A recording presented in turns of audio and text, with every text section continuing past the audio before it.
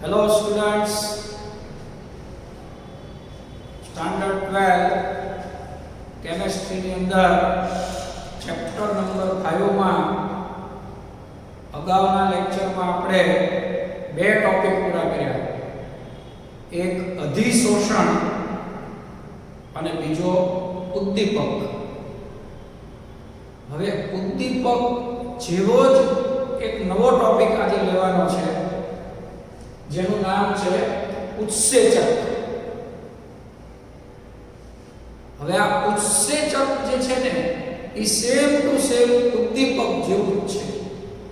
તો પહેલા આપણે ઉદ્દીપકને યાદ કરી લઈએ કે ભાઈ ઉદ્દીપકનું કામ શું છે કેમિસ્ટ્રીની અંદર. તો આપણે અગાઉ ભણી ગયા કે ઉદ્દીપક જે છે એ રાસાયણિક પ્રક્રિયાનો વેગ વધારવાનું કામ કરે છે.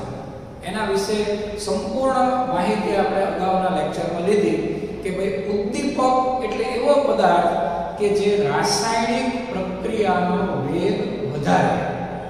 ટૂંકમાં ઉદ્દીપકનું કામ છે વેગ વધારવાનું. સેમ ટુ સેમ ઉત્સેચકનું કામ પણ વેગ વધારવાનું છે. પણ ઉત્સેચક શબ્દ ક્યારે વપરાય છે તો કે જ્યારે જૈવ રાસાયણિક પ્રક્રિયા હોય. સમજી લેજો બરોબર. એટલે કે આપણા સજીવના શરીરમાં થતી પ્રક્રિયાઓ,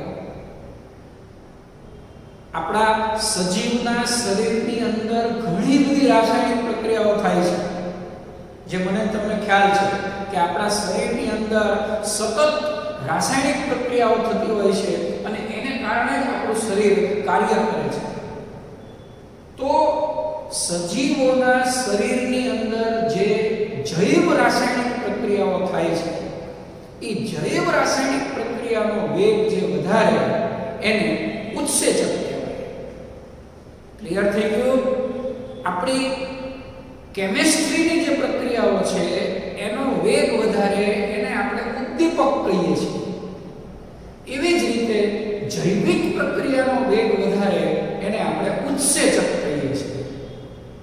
એટલે ઉત્સેચક છે ને એ એક પ્રકારના જૈવિક ઉદ્દીપકો છે અને એ આપણા સજીવના શરીરની અંદર રહેલા હોય છે. આ બધા જ ઉત્સેચકો આપણા સજીવના શરીરની અંદર રહેલા હોય છે અને એ નિરંતર જૈવ રાસાયણિક પ્રક્રિયાના વેગને વધારવાનું કામ કરે છે. બીજું એક ખાસ યાદ રાખવાનું છે કે ઉત્સેચક જે છે એ પ્રોટીનના બનેલા છે. બરાબર? તો સૌથી પહેલા આપણને ઉત્સેચક વિશે આ બે બાબતો ખ્યાલ હોવી જોઈએ જે આપણે વાત કરીએ કે ઉત્સેચક એટલે શું. ઓકે, ઉત્સેચક એટલે જૈવ રાસાયણિક પ્રક્રિયાનો વેગ વધારે. તમારે મેઇન પોઈન્ટ યાદ રાખવાના હોય છે કે ભાઈ ઉત્સેચક એટલે એવા પદાર્થો કે જે સજીવમાં થતી જૈવ રાસાયણિક પ્રક્રિયાનો વેગ વધારે. બીજી બાબત કે પ્રોટીનના બનેલા છે એ પણ ખાસ ધ્યાન રાખવાનું છે. પ્રોટીનના બનેલા જૈવિક ઉદ્દીપકો છે. તો ઉત્સેચક વિશે આ બે વાક્યો તમારે ખાસ ધ્યાન રાખવાના. એટલે તમને ખ્યાલ આવી જશે કે ઉત્સેચક છે એ એક પ્રકારના જૈવિક ઉદ્દીપકો છે. એટલે ઉત્સેચક અને ઉદ્દીપક બંનેનું કામ છે પ્રક્રિયાનો વેગ વધારવો. Is it clear? તો ઉત્સેચક શબ્દ સમજાઈ ગયો બધાને? ઉત્સેચક એટલે એવો પદાર્થ કે જે જૈવ રાસાયણિક પ્રક્રિયાનો વેગ વધારે. દાખલા તરીકે અમુક એના ઉદાહરણ પણ તમે યાદ રાખો, જાણીતા ઉદાહરણ. તો કે સુક્રોઝ જે છે એ સુક્રોઝના જળ વિભાજન માટે તમને યાદ હોય તો ઇન્વર્ટેઝ નામનો ઉત્સેચક વપરાય છે. સુક્રોઝ એટલે કે ખાંડ એ ખાંડના જળ વિભાજનથી ગ્લુકોઝ અને ફ્રુક્ટોઝ બને છે. આપણા શરીરની અંદર આપણે જે ખાંડ ખાઈએ છીએ, ખાંડ સુક્રોઝ જેને કહેવાય, એનું જળ વિભાજન થાય એટલે એમાંથી ગ્લુકોઝ અને ફ્રુક્ટોઝ બને. તો એ જળ વિભાજનની ક્રિયાની અંદર ઇન્વર્ટેઝ નામનો ઉત્સેચક વપરાય છે. તો એ સુક્રોઝ માટેની વાત કરી. એવી રીતે સ્ટાર્ચ માટે અમુક એવા ઉદાહરણો તમે યાદ રાખો કે સ્ટાર્ચ જે છે એ સ્ટાર્ચના જળ વિભાજન માટે ડાયાસ્ટેઝ નામનો ઉત્સેચક વપરાય છે. એવી રીતે યુરિયાના જળ વિભાજન માટે યુરેઝ નામનો ઉત્સેચક વપરાય છે. બરાબર. પ્રોટીનના જળ વિભાજન માટે પેપ્સિન નામનો ઉત્સેચક વપરાય છે. તો આ અમુક મહત્વના ઉત્સેચકોના નામ તમારે યાદ રાખવા જરૂરી છે. મિત્રો, તમારી ટેક્સ્ટબુકમાં આ બધા નામ આપેલા છે, એ બધા નામ આપણે યાદ રાખવા જરૂરી છે. તો આ ઉત્સેચકોના નામ છે સુક્રોઝ માટે ઇન્વર્ટેઝ, સ્ટાર્ચ માટે ડાયાસ્ટેઝ, યુરિયા માટે યુરેઝ અને પ્રોટીન માટે પેપ્સિન. પ્રોટીન છે આપણા શરીરની અંદર જે પ્રોટીન, એ પ્રોટીનનું જળ વિભાજન થાય એટલે એમાંથી પેપ્ટાઇડ બને અને પેપ્ટાઇડનું પાછું જળ વિભાજન થાય એટલે એમિનો એસિડ બને. આ બધું તમે બાયોકેમિસ્ટ્રીના પાઠની અંદર પાછા શીખશો.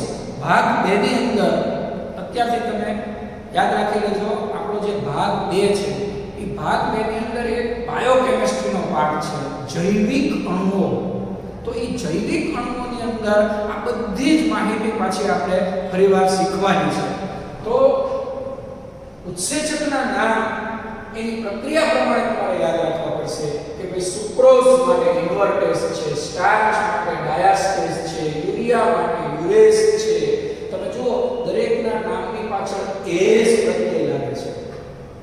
તો ઉત્સેચકના મોટા ભાગના નામ એવા છે કે એમાં એઝ પ્રત્યય લાગે છે. બરાબર છે.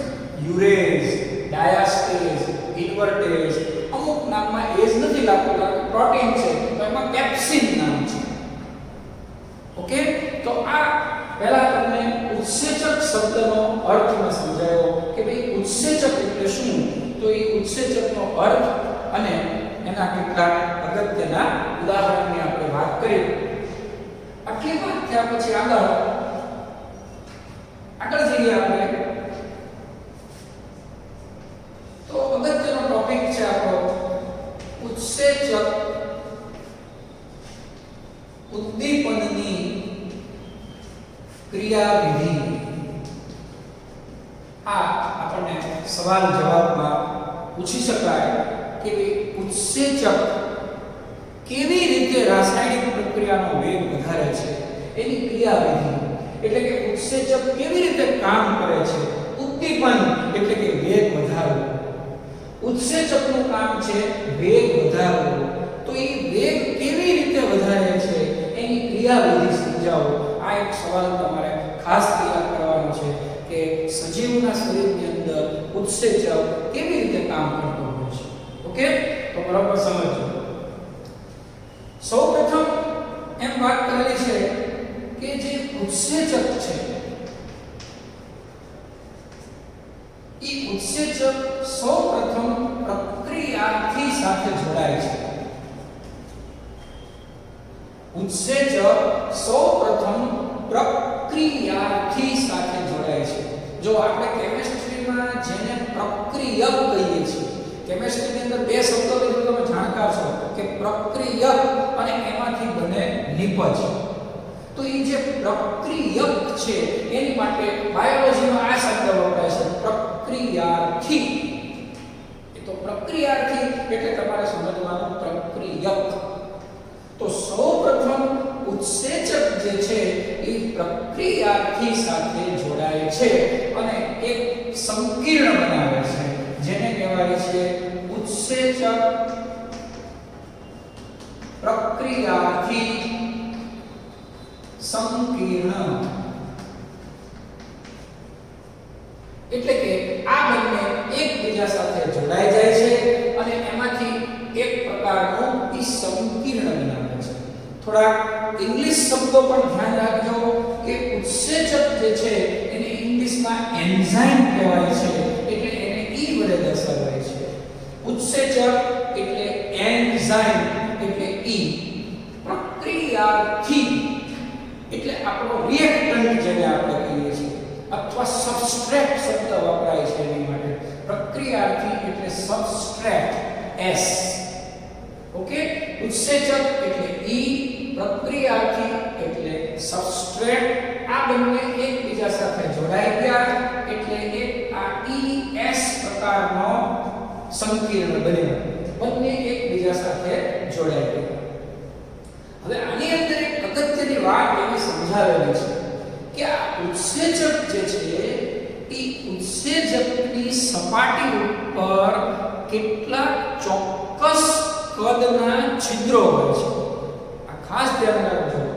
ઉત્સેચકની સપાટી ઉપર કેટલાક વિશિષ્ટ પ્રકારના છિદ્રો હોય છે અને એ છિદ્રોની અંદર આ પ્રક્રિયકના અણુઓ જોડાતા હોય છે. એટલે આની સપાટી ઉપર છિદ્રો હોય. હવે છિદ્રોની જેવી સાઈઝ હોય એવી સાઈઝ વાળા અણુઓ જ એમાં જોડાય છે અને એટલે એ છિદ્રો જે છે એને સક્રિય સ્થાન પણ કહેવામાં આવે છે.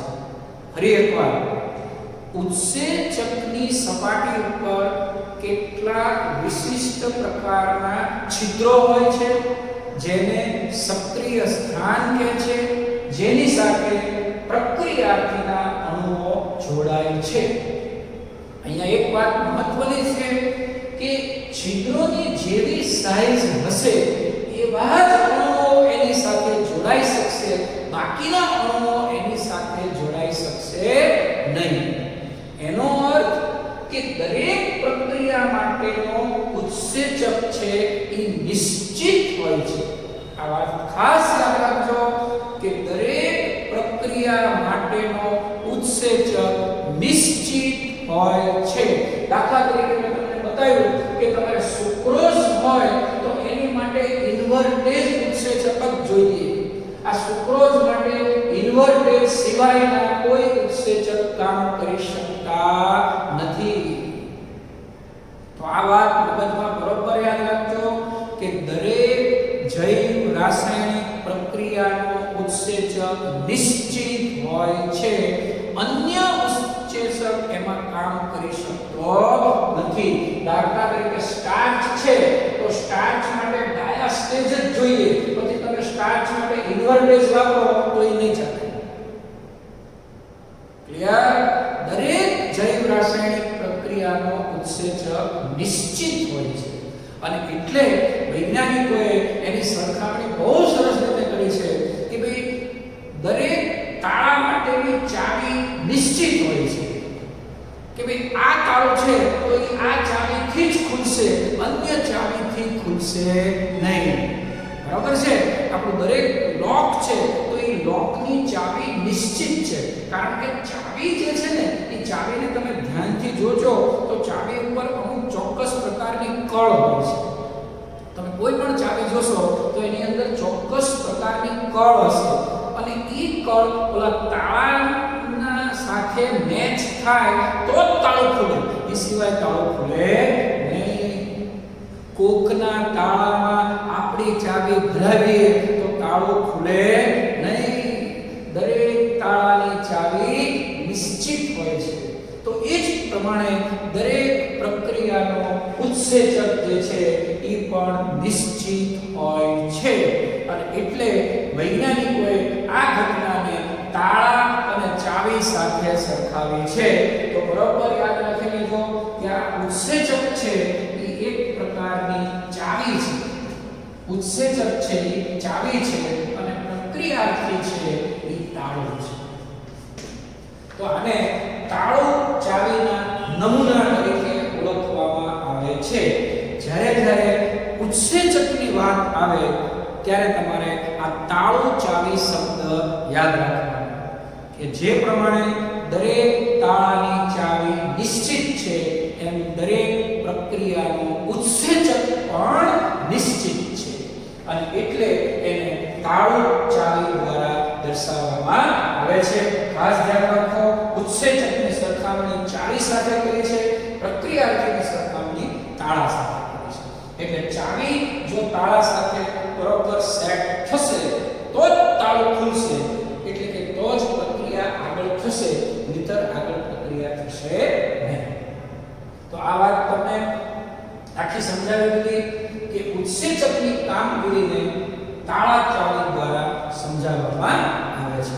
આ જ વાત પછી બાયોકેમિસ્ટ્રીના પાઠમાં પણ આવશે, ત્યારે તમારે આ ધ્યાન રાખવાનું કે ભાઈ ઉત્સેચક પ્રક્રિયાથી સંકીર્ણ બન્યું. હવે એમાંથી પછી આગળ પ્રક્રિયા થાય એટલે તમે જાણો છો એ પ્રમાણે નિપજ બનશે અને ઉત્સેચક મૂળ સ્વરૂપે પાછો મળશે. ઓકે, આપણે ઉદ્દીપક જ્યારે ભણ્યા ઉદ્દીપક ત્યારે તમને મેં વાત કરી હતી કે ઉદ્દીપક પોતે પ્રક્રિયામાં ભાગ લેતો નથી, એટલે કે પોતે પ્રક્રિયામાં વપરાતો નથી, પણ ઉદ્દીપક પ્રક્રિયાને અંતે મૂળ સ્વરૂપે પાછો મળે છે. તો સેમ ટુ સેમ યાદ રાખો કે ઉત્સેચક પણ મૂળ સ્વરૂપે પાછો મળે છે. તમે અહીંયા જે ઉત્સેચક લીધો એ ઉત્સેચક આ રાસાયણિક પ્રક્રિયા કરશે અને રાસાયણિક પ્રક્રિયાને અંતે એ ઉત્સેચક આપણને પાછો મળશે. તો આ આપણી નિપજ જેને આપણે પ્રોડક્ટ કહીએ છીએ અને આ આપણું ઉત્સેચક એટલે ઈ જેને કહીએ છીએ. તો આ રીતે આખી જૈવ રાસાયણિક પ્રક્રિયા તમને સમજાવી છે. તો મિત્રો આ પ્રક્રિયા આખી મેં તમને સમજાવી, એને હજી વધુ સરસ રીતે સમજવી હોય તો એને આપણે બે તબક્કામાં વહેંચી શકીએ કે ભાઈ આ પ્રક્રિયાની અંદર બે તબક્કા રહેલા છે. એમાં પહેલો તબક્કો એ ઉત્સેચક પ્રક્રિયાથી સાથે જોડાય અને એક સંકીર્ણ બનાવે, આ એનો પહેલો તબક્કો કહેવાય છે. ઉત્સેચક પ્રક્રિયાથી સાથે જોડાઈને સંકીર્ણ બનાવે એ એનો પહેલો તબક્કો છે. અને બીજો તબક્કો એ સંકીર્ણ જે બન્યું એમાંથી નિપજ બનશે અને ઉત્સેચક મૂળ સ્વરૂપે પાછો આવશે. તો આ એનો બીજો તબક્કો છે. તો આમ ઉત્સેચકની કામ કરવાની પદ્ધતિ સમજાવો. આવો જો તમને સવાલ જવાબ પૂછાય કે ઉત્સેચકની ક્રિયાવિધિ સમજાવો તો એની માટેના મહત્વના મુદ્દાઓ મેં તમને બોર્ડ ઉપર લખી દીધા છે. આ બે તબક્કા તમારે યાદ રાખવાના છે. એમાંથી આ પહેલો તબક્કો જે છે એ ધીમો તબક્કો હોય છે અને બીજો તબક્કો છે એ ઝડપી હોય છે. અને કેમિકલ કાઇનેટિક પ્રમાણે ધીમો તબક્કો એ વેગ નિર્ણાયક તબક્કો કહેવાય છે અને એટલે આ પ્રથમ તબક્કો જે છે એ વેગ નિર્ણાયક તબક્કો છે એમ પણ આપણે કહી શકીએ. તો ઇઝ ઇટ ક્લિયર બધાને કે ભાઈ ઉત્સેચકની વાત આવે ત્યારે આ તાળું ચાવી ઉદાહરણ તમારે યાદ રાખવાનું છે અને એના આ બે તબક્કા જે કામગીરી કરવાના છે એ બે તબક્કા પણ તમારે ખ્યાલ રાખવાનો છે. એટલે મેં તમને ગુજરાતીમાં ઇંગ્લિશમાં બંનેમાં લખી દીધું છે. તમારી ટેક્સ્ટબુકમાં તાળું અને ચાવી દોરેલા છે, એ કાંઈ તાળું અને ચાવી દોરવાની તમારે કોઈ જરૂર છે નહીં. હા, તમારે શબ્દો ખાસ લખવાના કે ભાઈ ઉત્સેચક છે એ ચાવી જેવું છે અને પ્રક્રિયાર્થી જે છે એ તાળા જેવું છે. તો તમારી ટેક્સ્ટબુકમાં તાળું દોરેલું છે, ચાવી દોરેલું છે, તો એની ડ્રોઈંગ કરવાની કોઈ જરૂર છે નહીં. તમારે મૂળ શબ્દ લખવાનો છે અને ખાસ તો એનો મીનિંગ સમજવાનો છે. ફરી એક વાર બોલી જાઓ કે જે પ્રમાણે દરેક તાળા માટેની ચાવી નિશ્ચિત હોય છે, સેમ ટુ સેમ દરેક જૈવિક પ્રક્રિયા માટેનો ઉત્સેચક પણ નિશ્ચિત હોય છે. એટલે એમસીક્યુમાં તમને ખાસ પૂછાય કે ભાઈ સુક્રોઝ તો એનો ઉત્સેચક ઇન્વર્ટેડ, સ્ટાર્ચ તો એનો ઉત્સેચક ડાયાસ્ટેજ. એટલે આ પ્રમાણે તમારે દરેક પ્રક્રિયા પ્રમાણે ઉત્સેચક યાદ રાખવાનો જે MCQ ની અંદર પૂછી શકાય. તો આ વાત થઈ ગઈ ક્રિયાવિધિની. હવે આપણે છેલ્લી વાત કરીએ ઉત્સેચક માટે. તો ત્રીજી બાબત છે જે ઉત્સેચકની, એને આપણે કહીશું ઉત્સેચક ઉદ્દીપનની લાક્ષણિકતાઓ જણાવો. ઉત્સેચક ઉદ્દીપનની લાક્ષણિકતાઓ જણાવો. તો મિત્રો ઉત્સેચકમાંથી મેં તમને 3 સવાલ જવાબ બનાવી દીધા. એક તો ઉત્સેચકની વ્યાખ્યા, એના ઉદાહરણ, બીજો સવાલ જવાબ એની ક્રિયાવિધિ, અને હવે ત્રીજો સવાલ જવાબ જોઈએ તો એની લાક્ષણિકતાઓ. તો મિત્રો ઉદ્દીપક જે છે એની જેમાં ઉત્સેચક જે છે એ ઉત્સેચકની જુદી જુદી લાક્ષણિકતાઓ છે.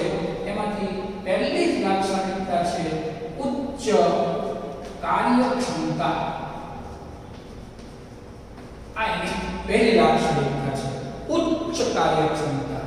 એટલે કે આ ઉત્સેચક જે છે એ એક એવા પદાર્થો છે કે જેની કાર્યક્ષમતા ખૂબ ઊંચી છે. એની કામ કરવાની જે કેપેસિટી છે એ ખૂબ ઊંચી છે. આપણા સજીવના શરીરની અંદર જેટલા ઉત્સેચકો છે એની કામગીરી કરવાની કેપેસિટી, કાર્યક્ષમતા ખૂબ ઊંચી હોય છે. અને એની માટે એક એને સરસ વાક્ય તમારી બુકમાં લખેલું છે, તમે જુઓ કે ઉત્સેચકનો એક અણુ, ઉત્સેચકનો એક અણુ, આ એક અણુ છે એ પ્રક્રિયાર્થીના 10 લાખ અણુ સાથે પ્રક્રિયા કરી શકે છે. આ એની કાર્યક્ષમતા કહેવાય. એક અણુ 10 લાખ અણુઓની સાથે પ્રક્રિયા કરી શકે છે.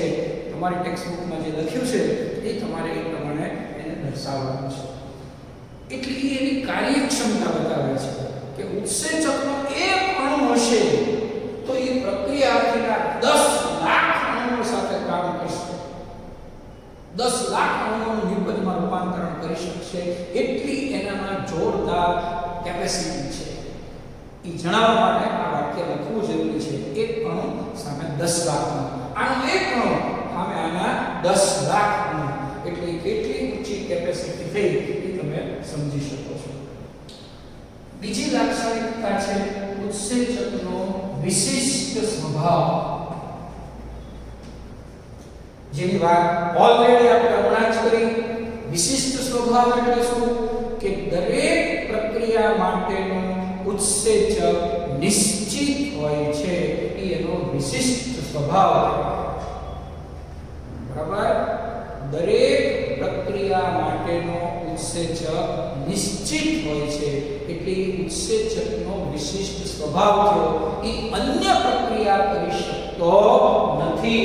દાખલા તરીકે ઇન્વર્ટેસ છે તો એ સુક્રોઝનું જળ વિભાજન કરી શકશે, યુરિયાનું જળ વિભાજન કરી શકશે નહીં. કોઈ એક પ્રક્રિયામાં વપરાતો ઉત્સેચક અન્ય પ્રક્રિયામાં વાપરી શકાતો નથી.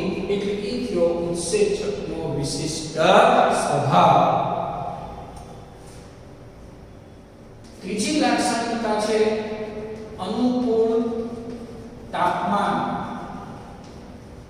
આ પણ ખાસ સમજી લેજો કે દરેક ઉત્સેચક અમુક નિશ્ચિત તાપમાને જ કાર્ય કરી શકે છે.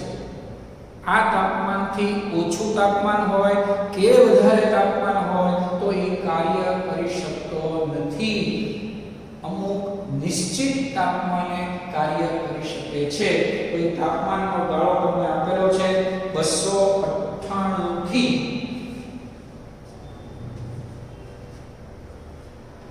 310 કેલ્વિન. આ ગાળામાં જ ઉત્સેચક કાર્ય કરી શકે છે.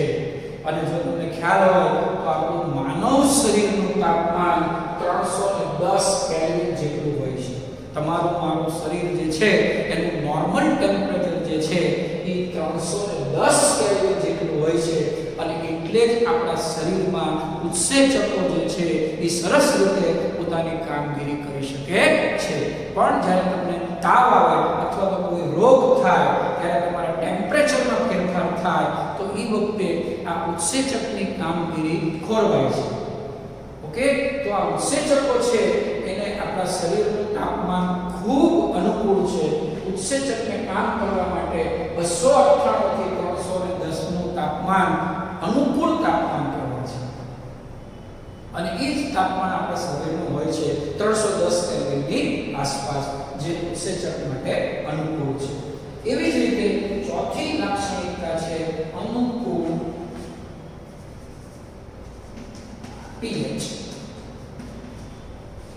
pH ના અમુક ચોક્કસ ગાળામાં જ ઉત્સેચકો કામગીરી કરી શકે છે, અને એ ગાળો છે pH નો ગાળો 5 થી 7.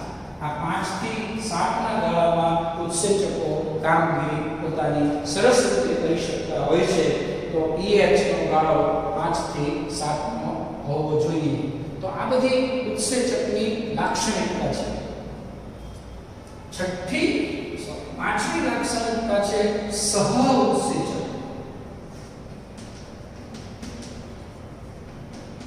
આ સહ ઉત્સેચક જે છે એ શબ્દ ઉપરથી જ ખ્યાલ આવશે. સહ ઉત્સેચક એટલે કે ઉત્સેચકની સક્રિયતા વધારનાર પદાર્થ.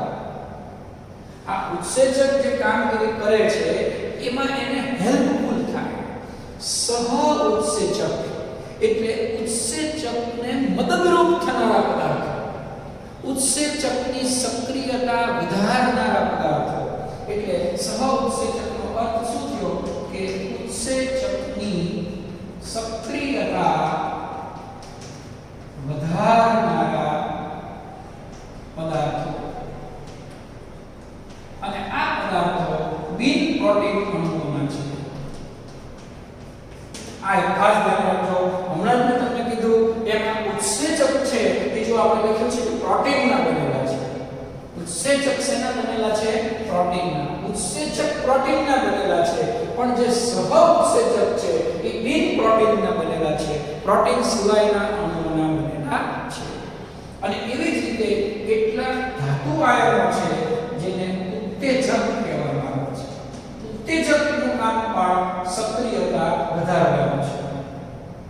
તો આ સહ ઉત્સેચક અને ઉત્તેજક એ બંનેનું કામ છે ઉત્સેચકની સક્રિયતા વધારવી, એટલે કે ઉત્સેચકને મદદરૂપ થવું. તો ઉત્તેજકની અંદર કેટલાક ધાતુ આયનોનો સમાવેશ થાય છે, જેવા કે sodium plus, K plus, Cu+2 આવા ધાતુ આયનો જે છે એને ઉત્તેજક તરીકે ઓળખવામાં આવે છે.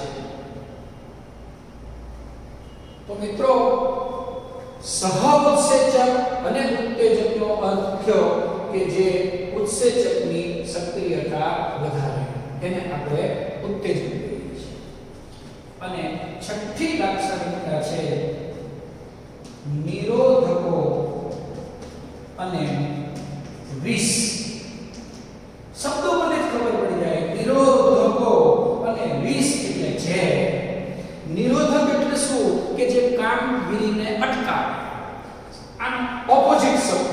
ઓલો ઉત્સેચકની સક્રિયતા વધારે ત્યારે આ નિરોધક અથવા તો ઝેર એ ઉત્સેચકની સક્રિયતા ઘટાડી નાખે. ઓકે, તો નિરોધકો અને વિષ એનો અર્થ શું કરશું આપણે કે ઉત્સેચકની સક્રિયતા ઘટાડે. દાખલા તરીકે કેટલાક ઔષધો. આપણે ઘણીવાર એવું કહીએ છીએ કે ભાઈ દવા છે એ દવા લેવાથી આપણો રોગ તો મટી જાય છે, પણ એની સાઈડ ઇફેક્ટ થાય છે. આપણે આવું બોલતા હોઈએ છીએ કે ભાઈ દવાની મને સાઈડ ઇફેક્ટ થઈ, રિએક્શન આવ્યું. એટલે એનો અર્થ શું કે ભાઈ કેટલીક દવાઓ એવી હોય છે, બધી નહીં, કેટલાક ઔષધો એવા હોય છે કે જે તમારા ઉત્સેચકની કામગીરી છે ને એને ઘટાડી નાખે. તમને રોગ મટી જાય, પણ તમારા શરીરની અંદર જે ઉત્સેચકની કામગીરી છે એને થોડોક સમય માટે એ ઘટાડી નાખે અને એટલે એને નિરોધકો અથવા તો વિષ કહેવામાં આવે છે. તો તમે જો યાદ કરો તો ઉદ્દીપક વાળો ટોપિક ભણ્યા એમાં પણ આડકતરી રીતે આ બે શબ્દો આવતા હતા. જો સહ ઉત્સેચક એટલે એનું કામ સક્રિયતા વધારે, નિરોધક એટલે એનું કામ સક્રિયતા ઘટાડવાનું કામ કરે છે, આ વધારવાનું કામ કરે છે. તો ઉદ્દીપકમાં કયો શબ્દ આવતો ખ્યાલ છે કે ઉદ્દીપકની અંદર ઉદ્દીપકની સાથે અમુક એવા પદાર્થોનો ઉપયોગ કરીએ છીએ કે જે ઉદ્દીપકની સક્રિયતા વધારે છે. ત્યાં આપણે એક સરસ શબ્દ આવતો હતો, જો યાદ હોય તો પ્રવર્ધકો. ઓકે, તો આવું આપણું જ્યારે રીડિંગ હોય ને, એ રીડિંગ જ્યારે આપણે કરતા હોઈએ, જ્યારે ભણતા હોઈએ, ત્યારે અગાઉનું આવું યાદ કરવું જોઈએ કે ભાઈ અગાઉ આપણે ઉદ્દીપક વાળો ટોપિક શીખ્યા ત્યારે એમાં પ્રવર્ધક શબ્દ આવતો હતો. સેમ ટુ સેમ આમાં શબ્દ આવ્યો સહ ઉત્સેચક. સહ ઉત્સેચક અને પ્રવર્ધક એટલે કે જે એની કામગીરીમાં વધારો કરે, એને મદદરૂપ થાય, અને વિષ એટલે કે એની કામગીરીમાં ઘટાડો કરે. તો મિત્રો આ પણ એક સરસ મજાનો સવાલ જવાબ છે ઉત્સેચકની લાક્ષણિકતાઓ. તો એની પણ મેં તમને સરસ મજાની ચર્ચા કરી. તો આ રીતે આપણા આ પ્રકરણની અંદર 3 ટોપિક પૂરા થયા. સૌથી પહેલો ટોપિક અધિશોષણ, બીજો ટોપિક ઉદ્દીપક, અને આજે આપણે ત્રીજો ટોપિક પૂરો કર્યો ઉત્સેચક. હવે આ પ્રકરણમાં છેલ્લો ટોપિક આપણો બાકી છે. એ ફરીવાર જ્યારે આપણે મળશું ત્યારે એની ચર્ચા કરશું, અને એ ટોપિકનું નામ છે કલીલ. તો મિત્રો અહીંયા સુધીનું તમારી ટેક્સ્ટબુકમાંથી બરોબર રીડિંગ કરી લેજો, તમારી નોટ બનાવજો અને સતત હોમવર્ક કરતા રહેવાનું, રાઇટિંગ પ્રેક્ટિસ કરતા રહેવાનું. નેક્સ્ટ લેક્ચરમાં નવા ટોપિક કલીલની સાથે વળી પાછા આપણે મળશું. ત્યાં સુધી સ્વસ્થ રહો, મસ્ત રહો અને સતત ભણતા રહો. Thanks to all.